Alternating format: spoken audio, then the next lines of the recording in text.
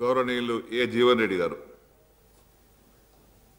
అధ్యక్ష, ముందుగా తెలంగాణ రాష్ట్ర రెండవ శాసనసభ సభాపతిగా ఎన్నికైనందుకు హృదయపూర్వక ధన్యవాదాలు తెలియజేస్తున్నా. అధ్యక్ష, రైతును రాజు చేసే పథకాలు రైతు బంధు కావచ్చు, రైతు బీమా కావచ్చు, అదేవిధంగా రైతు రుణమాఫీ కావచ్చు, గత చరిత్రలో ఎప్పుడు లేని విధంగా వేల కోట్ల రూపాయలు తమరు మంత్రిత్వ శాఖ ద్వారా గౌరవ ముఖ్యమంత్రి కేసీఆర్ గారి ఆధ్వర్యంలో వారి సారథ్యంలో పంపిణీ చేసిన తర్వాత స్వయంగా ఆ రైతే ఈ శాసనసభకు సభాపతిగా రావడం చాలా సంతోషం. అది మీరు మా నిజామాబాద్ జిల్లా వాస్తవులు కావడం చాలా సంతోషంగా ఉంది. అధ్యక్ష, ఈరోజు ప్రధానంగా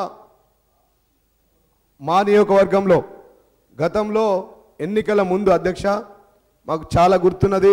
2009 సంవత్సరంలో 1983 నుంచి ఒక సమస్య ఉండేది. ఎర్రజొన్న రైతుల మద్దతు ధర కావచ్చు, బకాయిలు కావచ్చు. 2009లో నేను ఆమరణ దీక్ష చేసినప్పుడు అధ్యక్ష, ఆ రోజు మీరు జిల్లాలో ముఖ్య నాయకులుగా ఉండేది.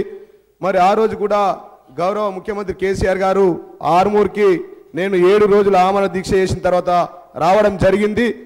ఎన్నికల సమయంలో మరి ఆవిర్భావ సభ జరిగిన తర్వాత ఆ రోజు గౌరవ ముఖ్యమంత్రి కేసీఆర్ గారు మొట్టమొదటి అభ్యర్థిగా నన్ను ప్రకటించిన తర్వాత మీరు చెప్పిన విషయాలు జీవితంలో చాలా అవకాశాలు చాలా తక్కువ మందికి వస్తాయి, నియోజకవర్గంలో ఒక్కరే ఎమ్మెల్యే అవుతారు. మరి గౌరవ ముఖ్యమంత్రి కేసీఆర్ గారు ఆనాటి మన అధ్యక్షులు మరి నీకు ఈ అవకాశాన్ని కల్పించిర్రు, నువ్వు బాగా పనిచేయాలా, హైదరాబాద్ నిడిసబెట్టి ఆర్మూలనే ఉండాలా, ఇట్లాంటి అవకాశాలు రావు, ఇట్లాంటి అవకాశాలను వినియోగించుకోవాలని చెప్పిన తర్వాత మరి 2014 ఎన్నికల్లో ఏదైతే ఎర్రజొన్న ఉద్యమ సమయంలో ఆ రోజు ప్రజలకు హామీ ఇచ్చి ముందడుకొచ్చి గెలిచిన తర్వాత మన గౌరవ ముఖ్యమంత్రి కేసీఆర్ గారిని ఒప్పించి 13 కోట్ల రూపాయల బకాయిలు కేవలం 3 నియోజకవర్గాలకు సంబంధించిన విషయం అధ్యక్ష. మరి ఆ డబ్బులను గౌరవ ముఖ్యమంత్రి గారిని ఒప్పించి ఆర్మూర్కు వచ్చిన మొదటి సభలోనే మాకు ప్రకటింపజేసి ఇచ్చిన విషయం మా జీవితంలో మర్చిపోలేని విషయం అధ్యక్ష అని చెప్పి సందర్భంగా తెలియజేస్తున్నాం. నాకు కానీ బాజిరెడ్డి గోవర్ధన్ అన్న కానీ అదేవిధంగా ప్రశాంత్ రెడ్డి గారికి 3 నియోజకవర్గాలకు సంబంధించి గత ప్రభుత్వాలు ఇవ్వలేని డబ్బులను ఇప్పించింది మా జీవితంలో. మరి నన్ను మా ప్రాంతంలో ఎర్రజొన్నల జీవన్ రెడ్డిగా మార్చిరు ఆ పేరు అధ్యక్ష అని ఈ సందర్భంగా తెలియజేస్తున్నాం. దాని తర్వాత కూడా అధ్యక్ష, ప్రధానంగా మా ప్రాంతంలో నేను పుట్టినప్పుడే మీరు డిసిసిబి అధ్యక్షులుగా ఉన్నారు. అప్పటి నుంచి మరి నేను పుట్టినప్పుడే కొద్ది ఒక సంవత్సరం ముందు మా నాన్న మా తాత మీ పేరు గుర్తు చేస్తుంటారు. రైతులకు మీరు చేసిన సేవ, రైతులతో మీరు కలిసిన కలుపుకొలతనం గుర్తు చేస్తూ ఉంటారు. అంత ఓపికతో సహనంతో ఉండాల బిడ్డ, రాజకీయాలు చేస్తాయని చెప్పి కూడా మా నాన్న చాలాసార్లు గుర్తు చేస్తారు. అట్లాంటి సందర్భంలో ఎర్రజొన్నలకు మద్దతు ధర కావాలంటూ కూడా మొన్నటికి మొన్న మళ్ళా మంత్రి గారిని ఒప్పించి గౌరవ ముఖ్యమంత్రి గారు ఢిల్లీలో ఉంటే ఎర్రజొన్న రైతులకు 23 సంవత్సరాల నుంచి లేని ధరను ఇప్పించి దాదాపుగా 100 కోట్లు చెల్లించి, ఇది కేవలం 3 నియోజకవర్గాలకు సంబంధించిన విషయమే. మరి అది కూడా మా జీవితంలో మర్చిపోలేని సంఘటన.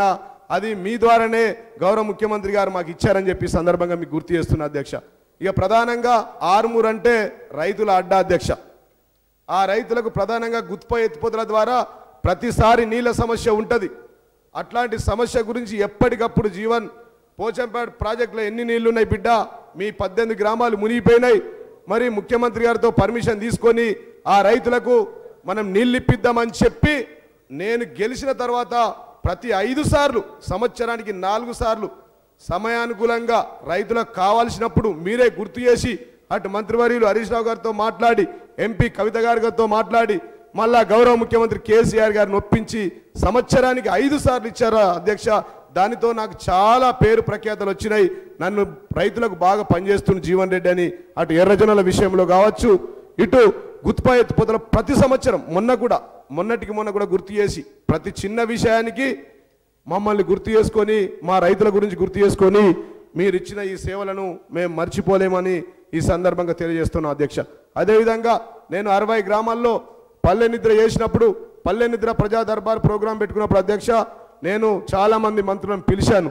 మరి ఈ పల్లె నిద్రకు నేను రావాలన్నా వద్దా అని అనకుండా 4 గ్రామాలకు వచ్చి ఆ గ్రామాల్లో పల్లె నిద్ర తమరు చేసి, ఈ వయసులో కూడా మా వయసు 36 ఉన్నప్పుడు మీ వయసు 66 ఉంటే మాకంటే 3 అంతలు ఎక్కువ పనిచేసారు అధ్యక్ష. అది ఎందుకంటే మీ స్పీడును చూసి మేము చాలా నేర్చుకున్నాం అధ్యక్ష. మీ ఓపికను చూసి నేర్చుకున్నాము.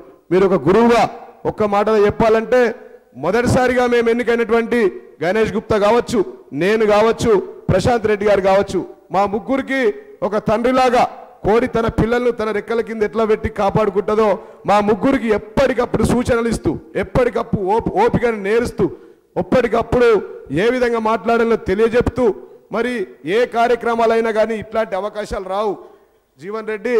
ఈ అవకాశాలు రైతు బంధు కావచ్చు, ఇన్ని డబ్బులు ఇంత పంపిన ఎప్పుడు జరగదు. నువ్వు గ్రామాన వెళ్ళి తిరిగి పంచాలంటే నేను 68 గ్రామాల్లో స్వయంగా వెళ్ళి తిరిగితే మీరు నాకు 6 నుంచి 8 సార్లు ఫోన్ చేసి అడిగిర్రు అధ్యక్ష.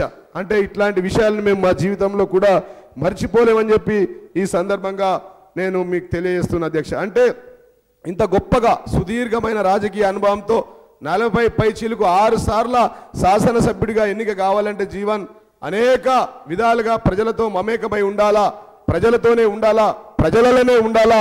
మీరు గతంలో తెలంగాణ ఉద్యమంలో పాదయాత్ర చేసినప్పుడు కూడా మేము ఒకసారి మధ్యలో ఒక గంట ముందు చెప్పకుండా బయలుదేరి వచ్చినాం. వెంటనే ఫోన్ చేసి మళ్ళీ ఆ రోజు కూడా ఉద్యమ సమయంలో కూడా మీరు చెప్పారు, ఇట్లా చెప్పకుండా క్రమశిక్షణ లేకుండా వెళ్ళకూడదు, ఈ విధంగా పనిచేస్తే నువ్వు నాయకుడు ఎట్లయితావు అని చెప్పిన మాటలు మాకు ప్రతినిత్యం ఏదైతే మరి జిల్లాలో మీరు ఇన్ని విషయాలను అంటే ప్రధానంగా అధ్యక్ష ఇన్ని విషయాలు మేము నేర్చుకున్నామంటే నిజంగా మేము అదృష్టంగా భావిస్తూ ఉన్నాం. మా జిల్లా మంత్రిగా ఉంటే మేము చాలామంది మంత్రులను పిలిచాం. నాకు తెలిసి ఒక 150 సార్లు మా నియోజకవర్గానికి మీరు వచ్చి ఉంటారు అధ్యక్ష. 150 సార్లు దాకా వచ్చి ఉంటారు అన్ని కలిపి 5 నుంచి 6 సంవత్సరాల్లో ఉద్యమ సమయంలో అదంతా పట్టుకుంటే. అంటే మరి మేము ఇంకొక గొప్పగా కూడా అధ్యక్ష, రైతే రాజు, రైతు లేనిదే రాజ్యం లేదు, రైతే దేశానికి వెన్నుముక అన్ని ప్రభుత్వాలు అన్ని పార్టీలు చెప్పేటి అధ్యక్ష. కానీ నిజంగా గౌరవ ముఖ్యమంత్రి కేసీఆర్ గారి సారథ్యంలో మీరు వ్యవసాయ శాఖ మంత్రిగా ఉండడం మేము అదృష్టంగా భావిస్తున్నాం అధ్యక్ష. ఇన్ని పథకాలను దగ్గరుండి గ్రామాన తిరిగి మీరు ఎర్రజొన్న రైతుల విషయంలో కూడా జీవన్ రెడ్డి 13 కోట్లు అంటే మజాకానయ్యా, ఒక 50 లక్షల గురించి మేము ముఖ్యమంత్రి కార్యాలయం చుట్టూ మంత్రుల చుట్టూ తిరిగేది, అట్లాంటిది నువ్వు 13 కోట్లు వస్తే నువ్వు తిరగకుండా ఎట్లిస్తావని చెప్పి ఆ రోజు దేగం గ్రామానికి వచ్చి ఆ గ్రామంలో సభ పెట్టి ఆ సభలో మీరు అరగంట మాట్లాడి ఆ ఎర్రజొన్న రైతుల చెక్కునిచ్చింది కూడా మేము మర్చిపోలేము అధ్యక్ష అని చెప్పి సందర్భంగా తెలియజేస్తూ ఉన్నాం.